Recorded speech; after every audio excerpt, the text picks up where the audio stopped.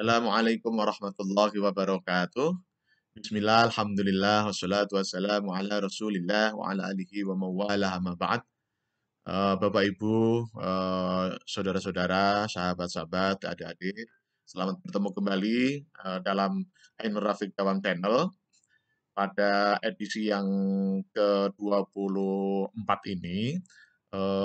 Kita akan melihat fenomena atau kita melihat peristiwa yang sangat luar biasa, yaitu perjalanan Bapak Presiden kita, Bapak Jokowi, ke 4 negara luar negeri ya, 4 negara luar ya. Ada di Eropa, ada juga di Asia. Nah, dimulai dari tanggal 26 kemarin, kemudian beliau kembali ke tanah air itu di tanggal 2 Juli. Beliau mendatangi ke 4 negara. Yang pertama adalah Jerman, yang kedua adalah Ukraina, kemudian yang ketiga adalah Rusia, dan yang terakhir adalah Uni Emirat Arab.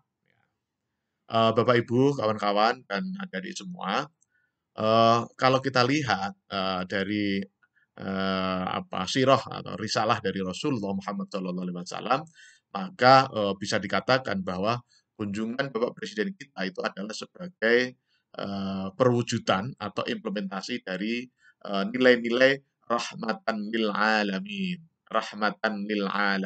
ya, yaitu rahmat bagi seluruh alam. Sebagaimana ayat Al-Quran, Bismillahirrahmanirrahim, wa ma arsalnaka illa rahmatan lil alamin. Nah, mengapa bisa dikatakan demikian? Karena ketika mendatangi Jerman itu berbicara tentang G7 ya, itu berbicara tentang perekonomian. Nah, terkait dengan perekonomian itu sesuai dengan teori-teori ilmu ekonomi itu ada 3 kebutuhan pokok ya, ada 3 kebutuhan manusia. Yang pertama adalah kebutuhan primer, yang kedua adalah kebutuhan sekunder, dan yang ketiga adalah kebutuhan tersier. Kalau di dalam istilah kita sebagai umat Islam itu kita kenal dengan istilah uh, ad-daruriyat, ya. Kemudian yang kedua al-hajiyat. Nah, dan yang ketiga atau yang tersier itu al-tahsiniyat, katakanlah begitu ya. Nah, apa yang dibicarakan oleh Bapak Presiden kita di Jerman terkait bertemu dengan negara-negara maju di Eropa, itu adalah pembicaraan tentang ekonomi, tentang ekonomi, tentang ekonomi. Nah, kemudian kita lanjut ke Ukraina dan ke Rusia. Nah, itu kalau kita lihat dari situ dari pembukaan Undang-Undang Dasar kita itu adalah perdamaian dunia, terkait dengan perdamaian dunia. Nah, terkait dengan perdamaian dunia ini memang itu juga sebagai implementasi dari sebuah ayat yang di dalam surat Al-Hujurat ya, ayat 9 ya. Wa in ta'ifatani minal mu'minin qatalu fa aslihu bainahuma. Aslihu bainahuma. Artinya apa? Meskipun meskipun berhasil atau tidak, tetapi fa'aslihu ini menjadi penting ketika ada dua pihak yang bertikai, yang berkonflik. Nah, itu adalah ajaran dari Allah Subhanahu wa taala, surat Al-Hujurat ayat 9.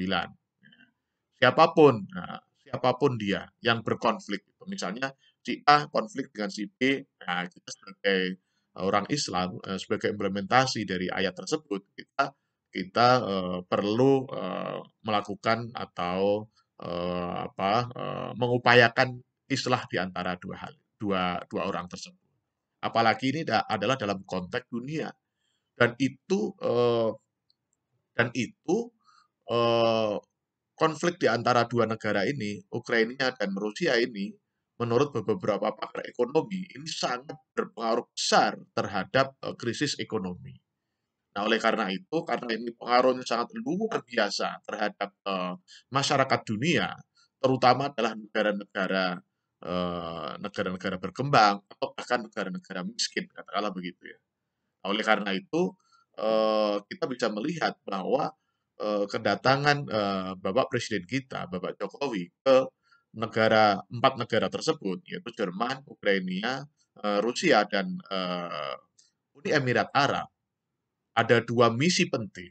Yang pertama adalah, perdamaian dunia, dan yang kedua adalah, eee, yang kedua adalah ingin, meningkatkan, perekonomian dunia, katakanlah begitu ya. Nah, mengapa Bapak Presiden kita itu, mau melakukan seperti itu dan berani melakukan seperti itu? Saya punya keyakinan bahwa karena memang nilai-nilai luhur keislaman yang ditanamkan di Indonesia itu adalah nilai-nilai keislaman itu. Islam, dari kata Islam. Islam itu artinya adalah selamat, damai, sejahtera, bahagia. Itulah Islam.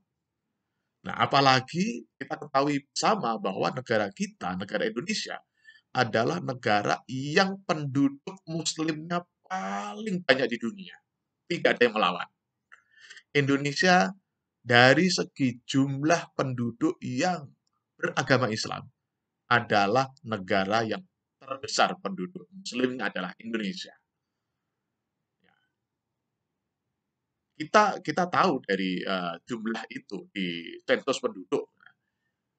Penduduk di Indonesia mayoritas adalah penduduk Muslim dan itu terbesar di dunia dibanding negara-negara Islam lainnya. Nah, oleh karena itu, eh, apakah Bapak Presiden kita itu merepresentasikan umat Islam? Jelas merepresentasikan umat Islam. Jadi sebenarnya Islam itu ya damai, selamat, sejahtera, dan bahagia. Nah, itu diusik dengan adanya konflik. Ya, diusik dengan adanya konflik, apalagi konflik ini juga berimplikasi kepada resesi dunia, resesi ekonomi katakanlah begitu ya. Karena apa? Karena pasokan kebutuhan pokok yang kita sebut sebagai doruriyat, ya, kebutuhan pokok doruriyat masyarakat dunia, baik itu yang ada di negara berkembang atau di negara miskin, itu menjadi terhalang dengan adanya konflik ini. Nah, oleh karena itu, apa yang dilakukan oleh Bapak Jokowi ini, Bapak Presiden kita, itu jelas merupakan implementasi dari nilai-nilai keislaman yang rahmatan lil alamin. Sebagai rahmat bagi seluruh alam di dunia ini. Bukan hanya bagi bangsa Indonesia, tetapi juga bagi seluruh dunia. Dan sekali lagi dapat kita sampaikan bahwa ini bukan sebagai bahasa-bahasa bombastis ya, tapi ini realitas seperti itu. Memang Bapak Jokowi atau Bapak Presiden Republik Indonesia, siapapun siapapun presiden di Indonesia, itu jelas merepresentasikan sebagai negara Islam. Karena kebutuhannya mayoritas penduduknya adalah penduduk Muslim. Bukan negara Islam ya, tetapi negara yang merepresentasikan nilai-nilai keislaman. Itu adalah Indonesia. Siapapun presidennya, itu pasti memiliki atau menjiwai nilai-nilai keislaman, yaitu keselamatan, kedamaian, kebahagiaan, dan kesejahteraan.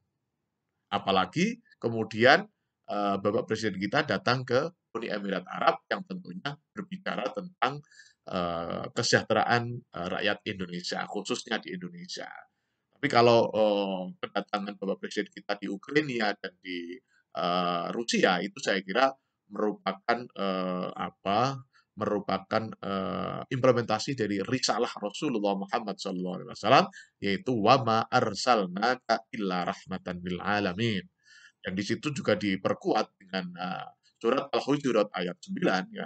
Wa in ta'ifatani minal mu'minina qatatalu fa aslihu, sekali lagi fa aslihu, sekali lagi fa aslihu, karena dengan adanya kedamaian, karena dengan adanya silah, atau eh, kedamaian, dengan adanya kedamaian, maka kesejahteraan akan terwujud, prestasi akan muncul, kemudian ide-ide cemerlang keilmuan juga akan muncul. Itu kalau suasananya adalah suasana damai. Kalau dalam bahasa kita, damai itu indah.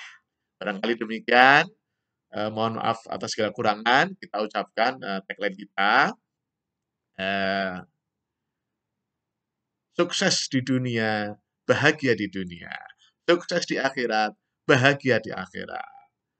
Amin, amin, amin. Terima kasih. Assalamualaikum warahmatullahi wabarakatuh.